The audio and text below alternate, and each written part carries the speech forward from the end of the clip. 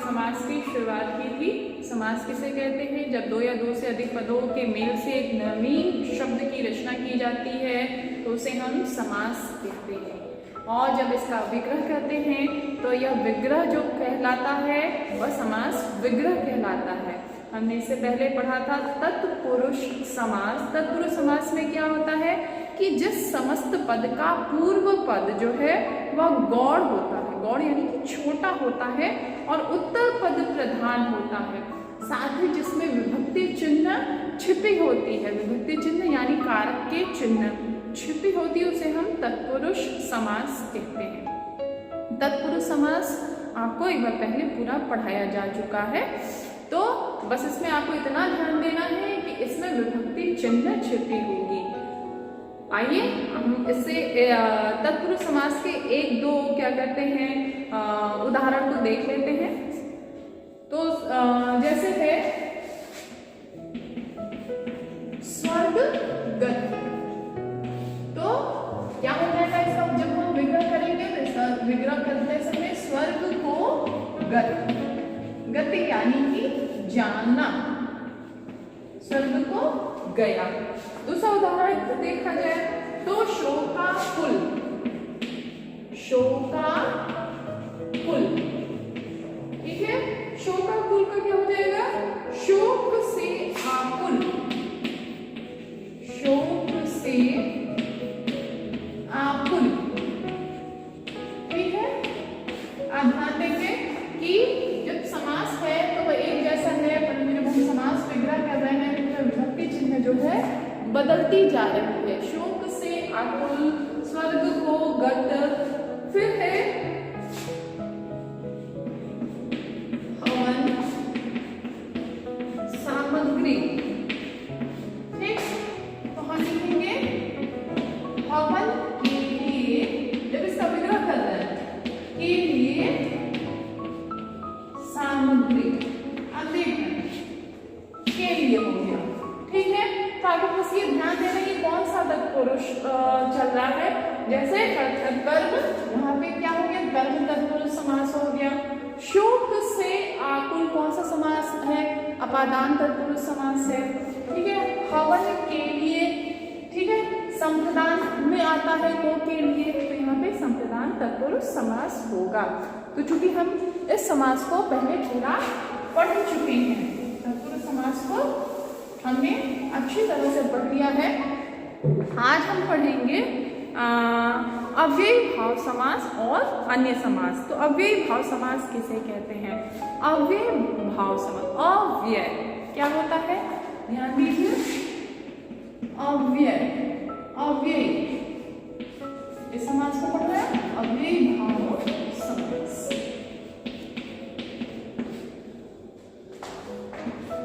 अव्यय, आपने अव्यय की परिभाषा पढ़ी हुई है। अव्यय किसे कहते हैं?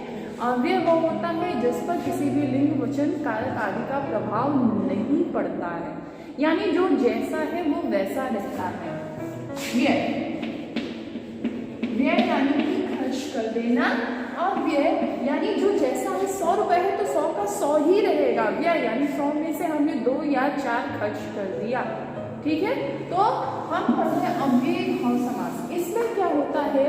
इस समास में जो पद विग्रह, इसके साथ जो भी सामासिक पद जो भी आता है वह अपने साथ में दूसरे पद को भी अव्यय कर देता है, यानी कि कुल मिलाकर पूरा का पूरा पद जो है वह अव्यय हो जाता है। जैसे यथामति, यथामति, मति यानी कि मस्तिष्क, बुद्धि, विवेक, यथामति मति के अनुसार, मति के अनुसार, या हो गया इसका विग्रह, मति के अनुसार। अब इस समास में और क्या होता है? इस समास में होता है इसका पूर्व पद जो है यथा, इसका पूर्व पद जो है वह प्रधान, पूर्व पद जो है वह प्रधान और अव्यय होता अव्यय जिसपे कोई भी यथा का हम यथी नहीं कर सकते, ठीक है। तो इसका पूर्व पद प्रधान होता है और अव्यय होता है, तथा क्या होता है, शब्द की आवृत्ति होती, कोई भी शब्द उसी के जैसा सुनने में लगता है, जिस कारण से वह पूरा का पूरा पद जो है वह अव्यय हो जाता है। पूरा का पूरा पद जो है यह अव्यय हो जाएगा, इस पर किसी का भी कोई भी प्रभाव नहीं पड़ता है। पूरा पद अव्यय हो जाने के कारण यह जो समास है वह अव्यय भाव समास कहलाता है। जैसे आजीवन, आजीवन का क्या हो जाएगा, जीवन पर्यंत, जीवन पर्यंत, जीवन भर, आजीवन जीवन भर। फिर है एक और उदाहरण, यथा विधि, यथा विधि यानी कि विधि, सृष्टि के नियम के अनुसार, विधि के अनुसार, विधि के अनुसार। बेमतलब, बेमतलब इसका हो जाएगा बेमतलब। बे शब्द क्या है, देखा जाए तो यह उर्दू का उपसर्ग है, और यहाँ पे क्या है, यहाँ पे यह अव्यय है। तो और मतलब के साथ मिलकर पूरे पद को यह अव्यय बना रहा है, अव्यय भाव। तो यहाँ पे इसका जब हम विग्रह करेंगे तो हो जाएगा मतलब के बिना, मतलब के बिना। और उदाहरण देखते हैं, आजन्म, आजन्म जब से जन्म हुआ है तब से, यानी क्या हो जाएगा इसका, जन्म से लेकर, जन्म से लेकर।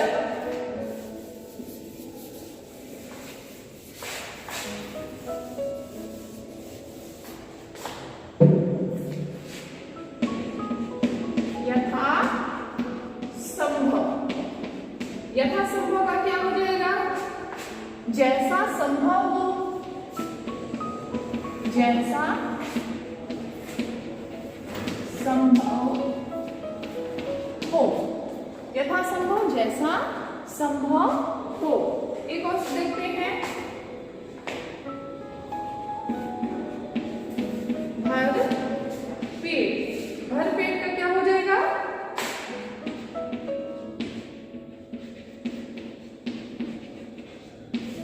पेट भरकर। तो ये आपका अव्यय भाव समास रहा। आइए और दूसरा देखते हैं, कर्म धारय समास, कर्म धारय समास। इसमें क्या होता है, कर्म धारय समास, कर्म धारय समास में विशेषण और विशेष्य के बारे में बताया जाता है।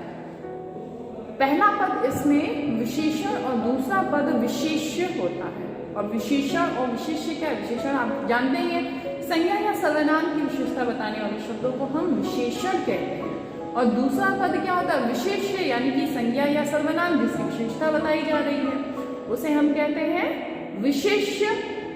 साथ ही इसमें क्या कहा जाता है, एक तो विशेषण विशेष्य आप ध्यान देंगे, दूसरा आप ध्यान देंगे उपमेय और उपमान, उपमेय और उपमान का संबंध बताया जाता है। जैसे आप उदाहरण देखिए, नील कमल,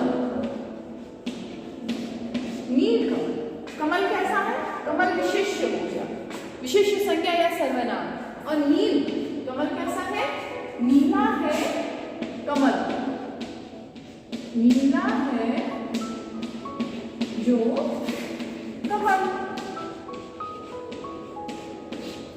यह हो गया आपका विशेषण और विशेष्य का संबंध।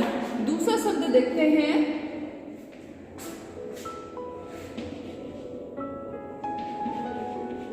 सुपुत्र, सु यानी अच्छा, अच्छा है जो पुत्र, वो हो गया सुपुत्र। ऐसे कुपुत्र, बुरा है जो पुत्र। और इसका उदाहरण कर्मधारय समास में, जैसे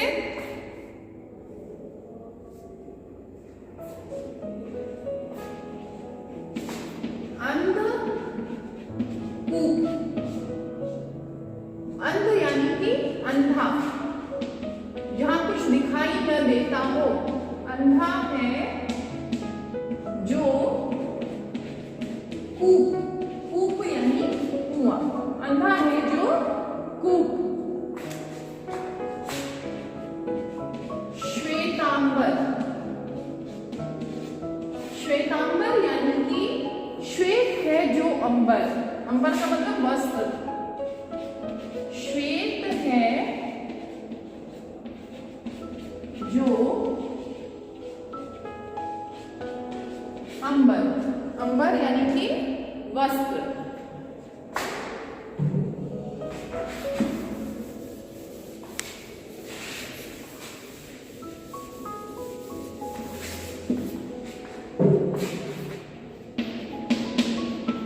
काली,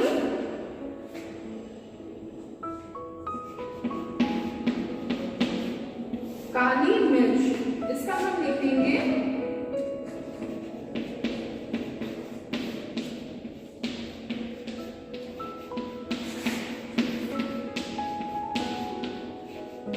काली है जो मिर्च।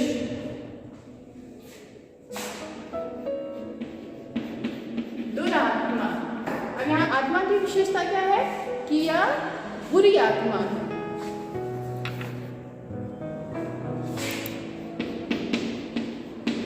बुरी है जो आत्मा, बुरी है जो आत्मा। यह है आपके दुरात्मा का कर्मधारय समास। कर्मधारय समास में क्या होता है, विशेषण और विशेष्य बताया जाता है। विशेष्य यानी कि संज्ञा या सर्वनाम, और विशेषण यानी कि जो उसकी विशेषता है, काला, गोरा, अच्छा, बुरा। इसमें क्या है, उपमेय और उपमान भी बताया जाता है। उपमेय और उपमान क्या है, उपमेय उपमान जैसे आप समझिए,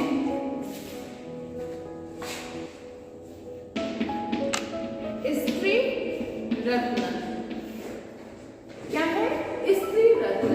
तो जब हम उपमेय उपमान की बात करेंगे तो क्या हो जाएगा, स्त्री रूपी रत्न।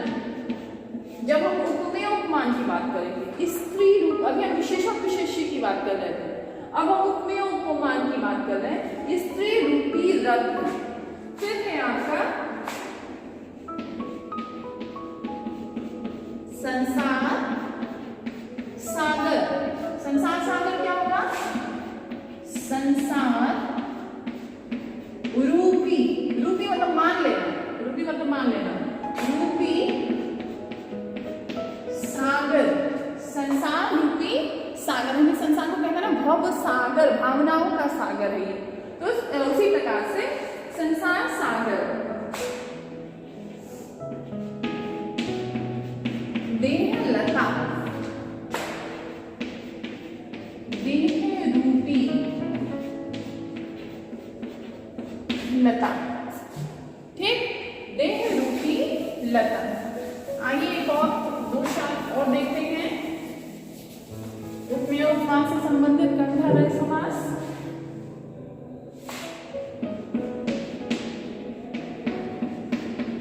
विद्या धन, विद्या रूपी, विद्या कोई धन नहीं है, लेकिन यह क्या है, उस एक प्रकार से एक रूप में यह धन है जो सभी धनों को प्राप्त कराती है। विद्या रूपी धन, ठीक है। फिर है आपका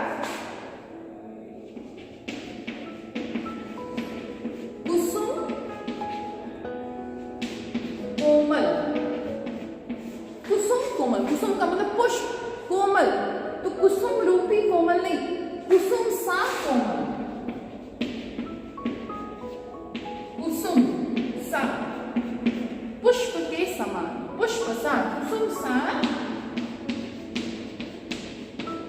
कोमल। ठीक, फिर है एक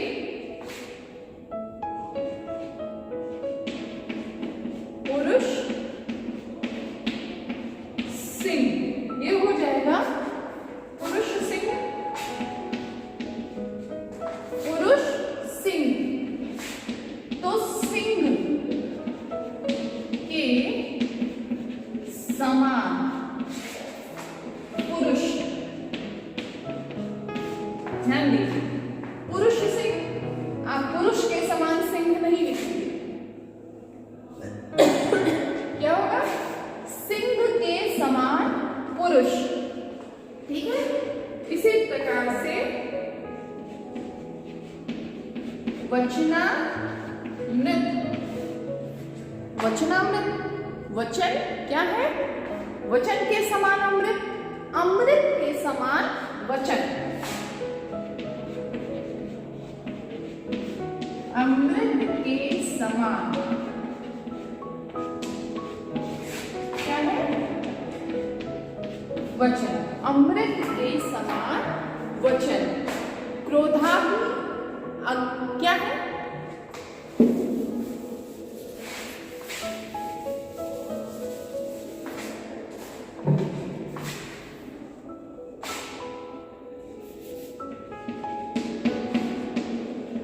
क्रोधाग्नि क्या होगा? क्रोध के समान अग्नि, अग्नि के समान क्रोध। क्रोध कैसा है? अग्नि के समान है। फिर है आपका मृग यानी हिरण, लोचन यानी नेत्र। तो इसका क्या हो जाएगा? हम कहते हैं ना मृग नैनी, मृग के समान नेत्रों वाली। तो मृग लोचन, मृग के समान लोचन।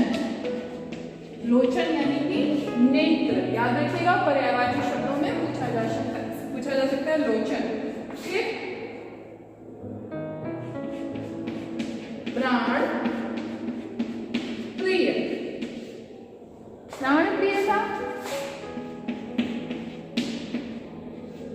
प्राणों के समान प्रिय, प्राणों के समान प्रिय। तो इस प्रकार से हमने कर्मधारय समास जो है वो देखा।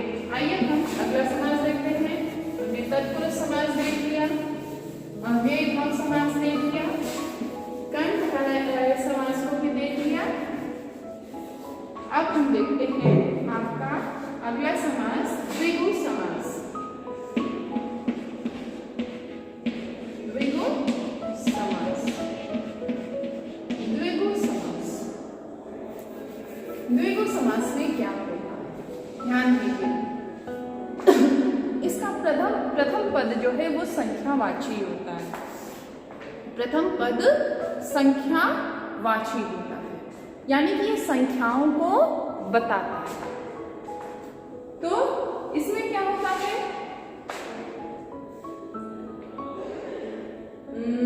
पहला पद संख्यावाची और दूसरा पद समूह का बोध कराता है। जैसे हम कहेंगे चौपाया, चौपाया, चौ यानी चार, चार, चार पैरों वाला, चार पैरों वाला। जो जानवर होते हैं वो चार पैरों वाले होते हैं। ठीक, इसी प्रकार से नवरात्र, नवरात्र का क्या हो जाएगा? नवरात्रों का समाहार, नवरात्रों यानी रात्रि, नवरात्रों का समाहार। ध्यान दीजिए, पहला पद जो है वह क्या होगा? वह संख्यावाची होगा। फिर है आपका सप्ताह,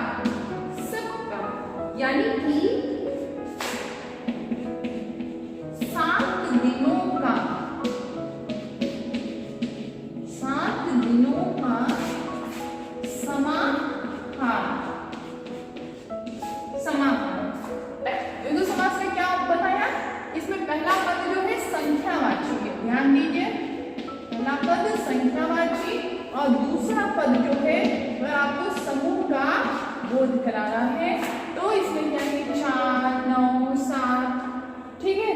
और दूसरा क्या है आपका समूह का बोध कराने वाला सत्ता। अगला शब्द हम देखते हैं चतुर्मुख। चतुर्मुख यानी कि इसका जब विग्रह करेंगे तो 4 मुखों का समाहार, 4 मुखों का समाहार।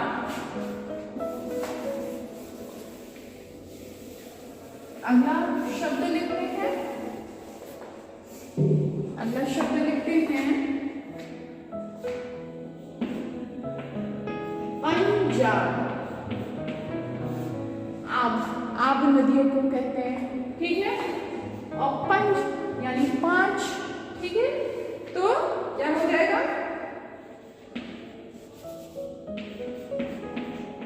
5 आबों का, 5 आबों का समूह, 5 आबों का समूह। फिर है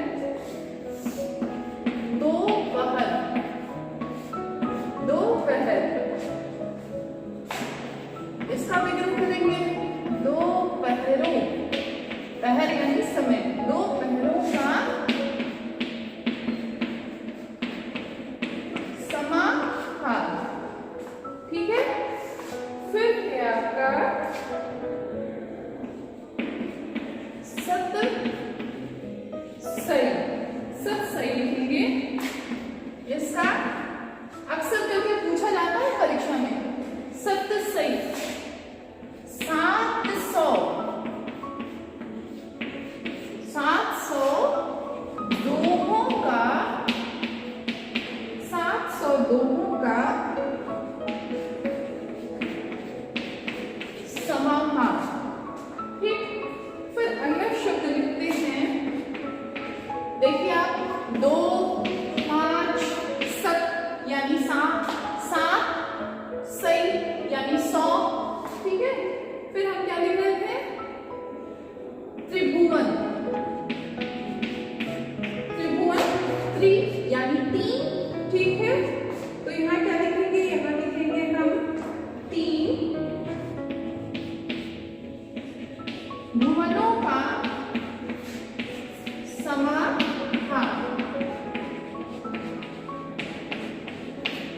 तीन भुवनों, भुवन यानी भुवन मतलब क्या होता है, भुवन मतलब होता है लोक, लोक। 3 भुवनों यानी लोकों का समाहार। त्रिकोण, फिर त्रि यानी 3 कोण, जहां 3 कोण बन रहे हो तो हम लिखेंगे 3 कोणों का